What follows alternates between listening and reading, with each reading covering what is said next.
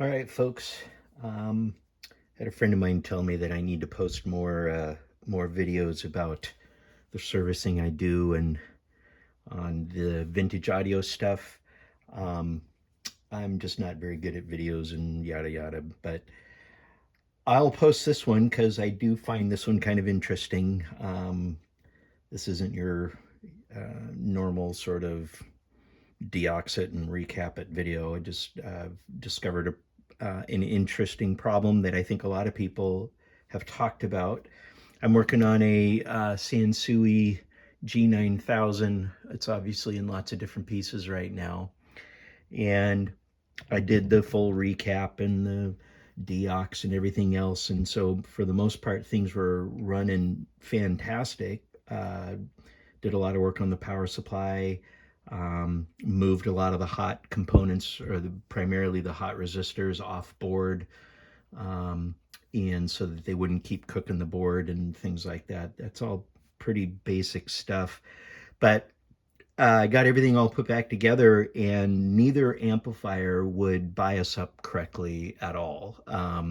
Basically, the bias current through the output stage would always be at zero or near zero, and I couldn't adjust the bias pot on the bias pot on the amplifier board, the driver board, and it would do absolutely nothing. And so that was kind of a bit of a head scratcher. Even though the amplifier was running and making sound, clearly without bias current, you're going to be running in sort of a class B mode and have some distortion. Um, and so I tried to figure out what was going on here. And I guess I'll cut to the chase. What I discovered is these resistors. They are, let's see, R2017, R20 and R17 on the amplifier board. They're supposed to be these 180, or excuse me, yeah, 150K resistors, and they are these little green body. Let's see if I can get a close up of that. These little green body resistors, at least on this one. I've looked at other boards online, and these resistors aren't green body. They're some other kind of resistor. But if you're having a problem with the bias, here's what I discovered. I discovered that these little green resistors that are supposed to be 150 ohms um, were measuring nowhere near that. So this one was 208. That's not even the worst offender. But this one was measuring, 2.3K. Now, why they didn't open or whatever like a normal resistor would, I don't know. Maybe someone who's smarter than me about these different resistor types can tell me why they did that. But if we look at the schematic, which I'll show right here, it's going to be hard to show here. I'll see if I can do my best here to point out what's going on. If we look at the schematic, those resistors are here and here, and they basically, this is a current source. It's an amplifier, but on this side of that transistor, these are current sources. And so that's setting up the current that goes through the bias adjustment pot. And as those resistors get big, the current gets small. And as the current gets small, that bias pot doesn't develop enough voltage across it to then set up a bias across basically the drivers and then all the way out to the output stage. Now these two transistors run really hot. The resistors don't run hot at all. So why they would go funky, I'm not exactly sure. So and I just showed you that they were, measuring way out of spec, one measuring as much as 2.3K when it's supposed to be 150 ohms. It says right here 150 on the ohms on there. So I replaced both of those with fresh resistors, and all of a sudden the bias chain worked just fine. So that would be the bare minimum place to start if you're having problems biasing your G-9000 or G-8000. I went a step further because one of my channels was still acting a little goofy. The bias wasn't stable. It was bouncing around. And sure enough, one of these transistors was a little flaky. I could literally flick it with my finger and the bias would jump around and you could hear some static in the speaker, and everyone, of course, says, well, did you check the solder joints? Well, of course, I checked the solder joints. The solder joints were fine. These resistors run really hot. And so after 40 years, and of course, as I showed you before, the board, is a little baked in there. The board is still good, but it definitely shows signs of heat. I'm not terribly concerned about that. So I went ahead on both my boards as I replaced both of those transistors. I don't remember what they were, but I replaced them with my favorite, which is the MPSU 10 and MPSU 60 Motorola's. They're a nice little 1 watt half amp driver transistor, 300 volt, and they work great in these little driver positions where you're not looking at the TO220 levels of current, but you're in the pre stages. And so I had a few more of those on hand, and I replaced those, and of course that stage bounced back into shape and was working just fine. I could have left it alone at that, but I decided, these transistors, even with the new transistors in there, they still run hot. They still run about 675 milliwatts for basically a 1 watt transistor, which is kind of high. And I said, well, what can I do? Again, since these resistors really just set up a current source for the bias string, I decided, you know what, I'm just going to increase these two resistors, the ones that I just replaced with 150 ohm. I'm going to replace them with 180 ohm. That's going to decrease a little bit of the current through the bias here. You can still fully adjust the bias, but it's going to reduce the power dissipation on each of those transistors about 100 milliwatts. They still run hot, but they want 100 milliwatts less hot.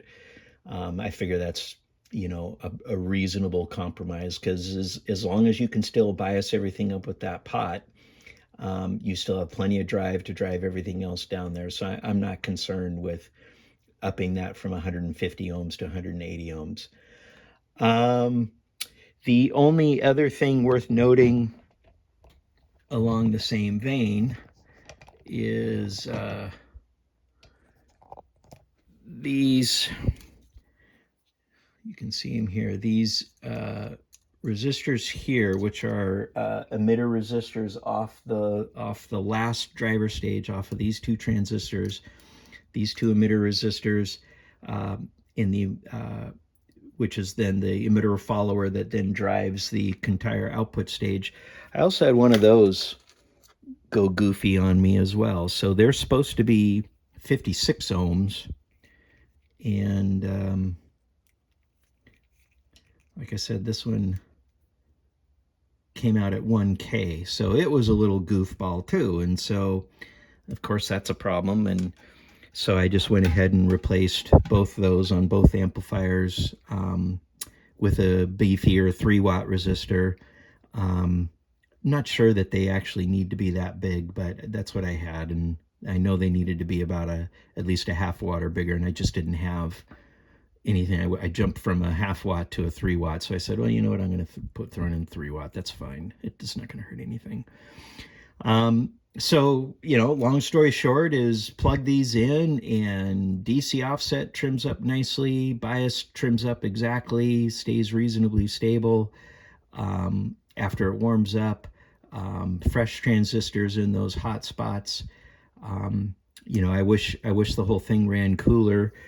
I guess the final thing I'll say about that, hold on a second.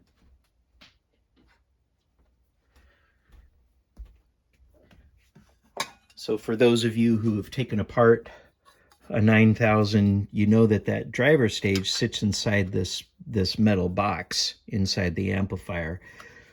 Well, it's interesting, at least on my unit, one amplifier had the cover on it and the other one didn't have the cover at all, and there wasn't any screw thread marks that imply that it ever did have a cover.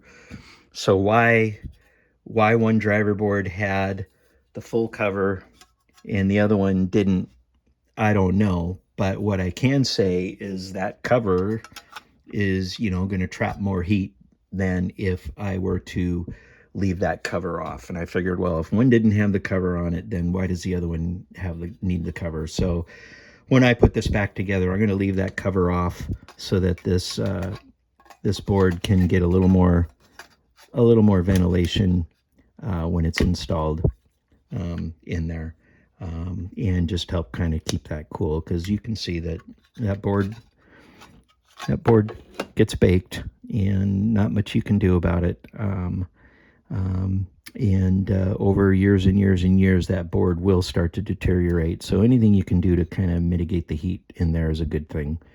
The only thing I'll mention at this point that I don't like about the design of this is the temperature compensating diodes for the bias are on the drivers. And so, they're not monitoring the heat of the output stage at all. And so I'm not thrilled with that it's not possible for the output stage to go into thermal runaway, because the temperature compensating resistors diodes aren't on the output stage. Now, I haven't read that thermal runaway and self-destruction was a major problem with the 9000s, but I did find that curious. Certainly not something, if I was designing an amplifier, I would have done, but that's what they did. Seems to be okay, I guess, for the most part, but it's noteworthy. All right, that's I guess that's it. So in summary, if you're having a bias problem, and all things else are looking good on your G-9000, but you just can't get it to bias, go take a look at those R20 and R17 on the driver board. Also the transistor, let's see what the number is, TR06 and TR05. Those four components, along with these final emitter stages, the 56 ohms on the back end, they were all goofed up on mine. Fortunately, they weren't goofed up in a fatal way, because the amplifier still ran. Fortunately, none of that stuff shorted out or opened up, which could have caused havoc. They were all still functioning, which kept the amplifier from self-destructing, which is great news. So there you go.